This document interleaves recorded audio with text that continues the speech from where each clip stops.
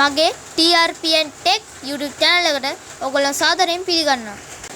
sannivedanaye පළවෙනි පාඩම යටතේ මම අද Morse code වලින් හඳුනාගමු. Morse කේතයක් කියන්නේ ආලෝකයේ ශබ්ද හෝ විදුලි සංඥා භාවිතයෙන් අකුරු ඉලක්කම් නිරූපණය කිරීමේ ක්‍රමයක්. 1830 දශකයේ සමුයෙල් මෝස් සහ ඉල්ෆ්‍රෙඩ් වේල් විසින් මෙම නිර්මාණය සිදු කළා. මෝස් කේතයක් අපි නිර්මාණය කිරීමේදී dot space and dash යන මේ සංකල්ප තුන යොදා ගන්නවා.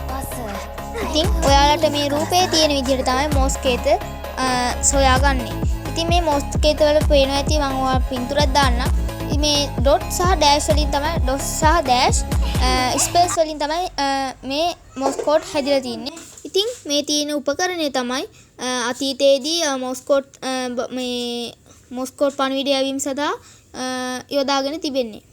සමුයෙල් මෝස්ගේ උපන්දිනය වෙනුවෙන් 1791 අප්‍රේල් 27 වෙනි දිනය Morse code day ලෙස සඳහන් කළේ. ඉතින් අද වර්තමානයේදී අත්පටි පවා Morse code භාවිතයෙන් නිර්මාණය කරලා තිබෙනවා.